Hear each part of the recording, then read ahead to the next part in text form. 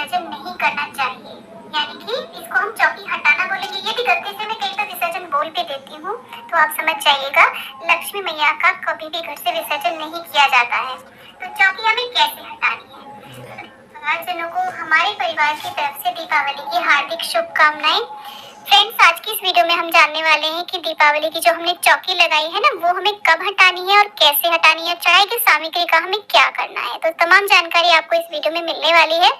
दीपावली पूजन से संबंधित ऑलरेडी बहुत सारे वीडियोस आ चुके हैं, आप उन वीडियोस को भी चेकआउट कर सकते हैं। बहुत ही महत्वपूर्ण वो सारे वीडियोस हैं। आज का जो ये वीडियो है ये चौकी के विसर्जन को लेकर के है। तो देखिए, दीपावली का जो पूजन है शाम को प्रदोष काल में किया जाता है और इसकी जो चौकी है अगले दिन, यानी कि जो एकम तिथि होती है, जो प्रथमा जिसे बोलते हैं हम, पड़वा भी बोलते हैं, उस दिन ये चौकी हटाई जाती है। रात्रि भर चौकी ऐसे ही लगी रहने देते हैं। देखिए, यहाँ पर मैं एक बात और क्लियर कर दूं कि लक्ष्मी मैया का कभी भी विसर्जन नहीं करना चाहिए, यानी कि इसको हम चौकी हटाना बोलेंगे। यदि गलती से मैं कहीं पर विसर्जन बोल भी देती हूँ तो आप समझ जाइएगा, लक्ष्मी मैया का कभी भी घर से विसर्जन नहीं किया जाता है। तो चौकी हमें कैसे हटानी है? तो देखिए, शाम को जब प्रदोष काल में पूजन हो जाएगा तो चौकी पर जो भी सामग्री है उसमें से कुछ सामग्री तो हम पूजा के तुरंत बाद ही हटा लेते हैं, जिसमें कि जो होता है भोग प्रसाद, जो भी हम यहाँ पे भोग नैवेद्य अर्पित करते हैं उसे पूजा के बाद ही हटा लिया जाता है। जो भी आपने रेवड़ी, गज्जक, मिठाई, खील, बताशे आदि अर्पित किए हो, खीर चढ़ाई हो और मिठाइयाँ चढ़ाई हो, फल चढ़ाए हो, उन सबको हम यहाँ से हटा लेते हैं। और यहाँ पर देखिए, माता रानी के लिए आप रात्रि भर के लिए एक जल का लोटा भर के रखेंगे और साथ में थोड़े से खील, बताशे और चाहे तो एक या दो फल भी रख सकते हैं, जो पूरी रात्रि माता के पास रखा रहेगा। माना जाता है कि माता रानी जब रात्रि में विचरण करने आएगी ना हमारे घर में, तो उनके लिए कुछ ना कुछ भोग जरूर रखा जाता है। तो थोड़ा सा भोग रखा जाता है, बाकी सारा यहाँ से हटा लिया जाता है। तो जो भी मिठाई आदि हमने यहाँ पे चढ़ाई ना, सबको हटा लेंगे। अब एक बात और है, जो भी प्रसाद हम माँ को डायरेक्ट अर्पित करते हैं उसे घर में ही खाया जाता है, बाहर नहीं बांटा जाता है। तो आप बाहर बांटने के डब्बे आदि अलग साइड में ही रख लें और पूजा में ही रखिए उन्हें, लेकिन जो माँ को आप डायरेक्ट चढ़ाएंगे प्रसाद, उसे ब्लड रिलेशन में ही खाना चाहिए। माँ के देखिए, लक्ष्मी माँ का जो भी पूजन होता है ना, उसकी सामग्री का विसर्जन हो या कुछ भी हो, वो घर में ही किया जाता है, बाहर नहीं किया जाता है। तो इस प्रसाद को आप अपने ब्लड रिलेशन में अपनी बेटी को, बेटे को, बहुओं को, बच्चों, पोते पोतियों को, जो भी हो ना घर में, उन्हें ही ये प्रसाद खाना चाहिए। बाकी बाहर बांटने का प्रसाद आप यही साइड में अलग से डब्बे आदि वो रख सकते हैं, बताशे। तो रात्रि में बस हमें ऐसे प्रसाद हटा लेना है, बाकी पूरी चौकी को ऐसे ही लगे रहने देना है। सुबह के समय हमें फिर से सूक्ष्म पूजन करना है। ये जो हमने दीपक जलाया ना लक्ष्मी मैया के सामने, हो सके तो इसे पूरी रात्रि जलाएं आप, चाहे देसी घी का जलाएं, चाहे सरसों के तेल का जलाएं, चाहे तिल के तेल का जलाएं। ये दीपक पूरी रात्रि जलते रहना चाहिए। और अगले दिन क्या करना है, सुबह के समय फिर से सूक्ष्म पूजन करेंगे, हम धूप दीप दिखाएंगे, छोटा सा एक अलग से दिया जलाएंगे, क्योंकि ये तो अखंड ज्योत है, अलग से एक दिया जलाएंगे, धूप दीप दिखाएंगे और हाथ में अक्षत पुष्प लेकर के माता रानी से हम प्रार्थना करेंगे कि हे माता महालक्ष्मी, आप भगवान श्री विष्णु सहित गणेश भगवान शुभ लाभ रिद्धि सिद्धि सहित आप हमारे घर में सदैव विराजमान होकर के रहिए।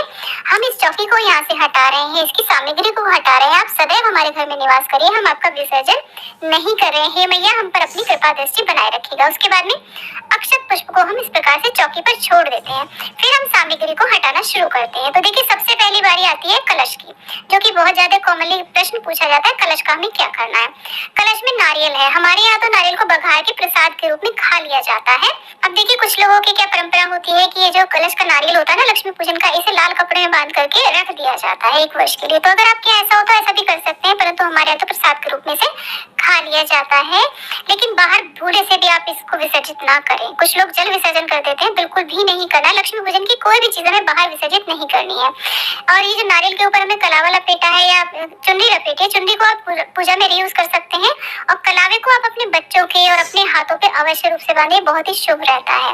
अब कलश के देखिए, जल का हमें क्या करना है, जल से वही हम छींटा दे देंगे पूरे घर में और उसके बाद में इसके अंदर जो लौंग, इलायची, सुपारी, हल्दी निकलती है, चाहे तो आप इसे किचन में प्रयोग में ले सकते हैं या फिर आप अपने घर में ही गमले या क्यारी में विसर्जित कर सकते हैं। कलश के अंदर जो सिक्का निकलेगा, कमलगट्टा, गोमती चक्र निकलेगा, इसे हमें सुरक्षित रख लेना है अपने पास ही। आप चाहे तो तिजोरी में या पूजा स्थल पे आप रख लें, इसे बाहर नहीं डालना है, ना ही इसका विसर्जन करना है। और इसी के साथ में जो कलश है, कलश का अगर धातु का कलश है तो आप दोबारा से धुल करके इसे रीयूज कर सकते हैं। मिट्टी का कलश है तो आप इसे किचन में प्रयोग में ले सकते हैं, अपने छत पे पक्षियों को पानी रखने के लिए यूज कर सकते हैं, कोई भी पौधा आप इसमें लगा सकते हैं। और जो भी इसमें पत्ते हमने लगाए, आम के या अशोक के पत्ते जो आपने कलश में लगाए हैं ना, तो पूजा में प्रयोग किए गए जितने भी फूल पत्तियां आती है ना, उन सभी के साथ में इन्हें आप अपने घर में किसी गमले में या क्यारी में या गड्ढा खोद करके कहीं भी आप इन्हें अपने घर में ही दबा दें। आप इनका भूमि विसर्जन कर दें, बाहर बिल्कुल भी विसर्जित ना करें। और इसी के साथ में जो कलश के नीचे हमने चावल रखे हैं, आपके घर में जो भी चावल रहते हो किचन में, उन चावलों में आप इन्हें मिक्स कर दें, या फिर आप किसी कलश में भर के भी इन चावलों को 1 साल के लिए रख सकते हैं। इन चावलों को हमें रखना होता है, बाहर किसी को भी नहीं देना होता है। इससे माता अन्नपूर्णा की कृपा सदैव हम पर बनी रहती है। तो आप इन्हें अपने घर के भंडार गृह के जो भी चावल हो ना, उनमें मिक्स कर सकते हैं। उसके बाद में बात आती है श्रृंगार की सामग्री की। देखिए, जो भी श्रृंगार की सामग्री यहाँ पे चढ़ाई जाती है, उसे घर की जो भी सुहागिन महिलाएं वो सब प्रयोग करें, बाहर इसे दान नहीं किया जाता है। देखिए, एक प्रश्न बहुत ज्यादा पूछा जाता है, वो होता है सप्तदान को लेकर के। अगर आपने सप्तदान अर्पित करे हैं माँ के सामने, तो आप इन्हें चाहे तो किसी भी पोटली में बना करके, छोटे छोटे पैकेट बना करके आप अपने किचन में ही 1 वर्ष के लिए रख सकते हैं। नहीं तो जैसे गेहूं में गेहूं मिला दे, चावल में चावल मिला दे, मूंग में मूंग मिला दे, जहाँ जहाँ से आपने ये अनाज लिए ना, उनमें वापस से आप मिला दे। तो इससे भी माता अन्नपूर्णा की कृपा हम पर बनी रहती है। यानी कि इन्हें भी घर में ही प्रयोग में हमें लेना है, बाहर नहीं देना है किसी को भी। तो ये हमें सप्तदान का करना होता है। साथ में फ्रेंड्स, पान जो हमने चढ़ाया है, आप चाहे तो फूल पत्तियों के साथ विसर्जित कर दें, चाहे अगर आपका मन हो तो आप खा भी सकते हैं। इसके अलावा जनेऊ जो चढ़ाया है, उसे आप घर में ही प्रयोग में ले सकते हैं, या फिर आप मूर्ति आदि को जनेऊ पहना करके रख सकते हैं, घर में ही विसर्जन भी कर सकते हैं आप इसका। कलावा चढ़ाया तो उन्हें आप देखिए हाथ पे प्रयोग आदि ले सकते हैं। और कमल जो चढ़ाया है, कमल को आप जब ये सूख जाए तो आप इसे अपनी तिजोरी में भी रख सकते हैं। सुखा करके ही तिजोरी में रखें, इसको ऐसे ही ना रख लें, गीला ना रखें, सुखा करके ही तिजोरी में रखें। नहीं तो आप अपने घर में ही गमले में या क्यारी में इसका विसर्जन कर सकते हैं। और ये जो दीपक है ना, इसमें अगले दिन हम घी डालना या तेल डालना बंद कर देते हैं। ये अपने आप ही दीपक ठंडा हो जाएगा। उसके बाद में अगर धातु का दिया है तो रीयूज कर लें, अगर मिट्टी का है तो घर में ही आप विसर्जित कर दें। घर का अर्थ है आपकी जो भी कोई भूमि हो, जमीन हो, वहां पर गड्ढा करके आप इस सामग्री को दबा दें, या फिर गमले में दबा सकते हैं सारी सामग्री को। गमला तो खैर इतना बड़ा नहीं होता है, जमीन हो आपकी, कोई क्यारी हो, उसमें आप इस सारी सामग्री को, जो भी विसर्जन की चीज है ना, उन्हें आप यहाँ पे दबा दे। देखिए, विसर्जन की कोई भी चीज है, उसे हमें किसी पीपल के नीचे, किसी भी नदी आदि में, कहीं पर भी ऐसे ही डाल करके नहीं आना है। अपने घर में ही लक्ष्मी पूजन की चीजों को विसर्जित करना है, बाहर नहीं डालना है। अगर आपने पूजा में धातु की, सोने चांदी या फिर पीतल तांबे की जो भी धातु की मूर्तियां स्थापित करी है, तो आप उन्हें अपने पूजा स्थल पर मंदिर में दोबारा से स्थापित कर दें और रेगुलर उनका ऐसे ही पूजन करें जैसे आप करते आ रहे हैं। और यदि आप मिट्टी की मूर्तियां लाए, देखिए ये प्रश्न बहुत ही ज्यादा पूछा जा रहा है कि मिट्टी की मूर्तियां हम लाए तो उनका हमें क्या करना होता है। देखिए, इन मूर्तियों का आप विसर्जन तुरंत ना करें, अगले दिन ही इनका विसर्जन ना करें इन मूर्तियों का, क्योंकि हम इन्हें लक्ष्मी स्वरूप अपने घर में लेकर के आए। तो इन्हें पूरे 1 वर्ष तक आप संभाल करके अपने पूजा स्थल पर मंदिर में रखें, इनका रेगुलर आप पूजन करते रहें।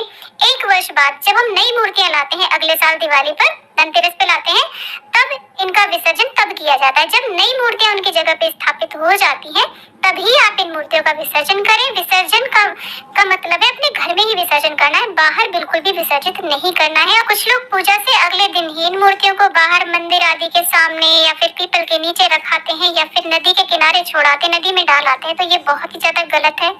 अगर आप हर साल मिट्टी की मूर्तियां लाते हैं, तो उन्हें कम से कम 1 वर्ष के लिए अपने मंदिर में जरूर स्थापित करें। जब तक नई मूर्तियां उनकी जगह पे नहीं आ जाती, तब तक आप इनका विसर्जन ना करें। और बाहर का विसर्जन करना ही नहीं है, अपनी ही जमीन में, अपने ही घर में इनका विसर्जन करना है इन मूर्तियों का। तो इसलिए मिट्टी की मूर्तियां लानी चाहिए, पीओपी की बिल्कुल भी नहीं लानी चाहिए। और ज्यादा बड़े साइज की मूर्तियां ना लाएं, छोटे साइज की ही हमें ये मिट्टी की मूर्तियां लानी चाहिए। उसके बाद में जो हमने पोस्टर लगाया है, वैसे तो कोशिश ऐसा करें कि जहाँ पर भी आप पोस्टर लगाएं, इसे 1 वर्ष तक लगे रहने दें। तो ऐसे स्थान पर हमें ये पूजन करना चाहिए, पोस्टर लगाना चाहिए, जहाँ पर हम 1 वर्ष के लिए इनकी इस पोस्टर को लगे रहने दें। यदि नहीं लगे रह सकता है, तो आप इसे उतार करके, रोल करके आप रख लें। और आप चाहे तो अपने तरह तरह के पूजन में इसका प्रयोग कर सकते हैं। लक्ष्मी मैया का कभी पूजन करना हो तो इसका प्रयोग कर सकते हैं। हर साल अगर नया कैलेंडर लाते हैं, तो पिछले साल वाले को आप घर में ही विसर्जित कर दें और नया लगा दें उसकी जगह पर। ऐसे हमें कैलेंडर कलर का करना है। उसके बाद में देखिए यहाँ पर जो भी पूजा में हमने बर्तन आदि प्रयोग में लाए हैं ना, उन सबको आप दोबारा से धुल करके प्रयोग में ले सकते हैं। और जितनी भी फूल पत्तियां आदि हमने यहाँ पर चढ़ाई है, उन सबको आप घर में ही विसर्जित कर दें, अपनी क्यारी में या गमले में दबा दें। जो भी चौकी पे हमने वस्त्र बिछाया उसे आप धुल करके दोबारा से रीयूज कर सकते हैं और चौकी का भी आप दोबारा से प्रयोग कर सकते हैं। तो इस तरीके से हमें दीपावली की चौकी को हटाना होता है। फ्रेंड्स, उम्मीद करती हूँ कि आप सभी के प्रश्नों के उत्तर आपको इस वीडियो में मिल गए होंगे। यदि फिर भी कोई डाउट रह गया है, कोई प्रश्न रह गया है, तो आप प्लीज मुझे कमेंट बॉक्स में जरूर प्रश्न पूछना। और आज का ये वीडियो कैसा लगा मुझे कमेंट बॉक्स में जरूर बताना।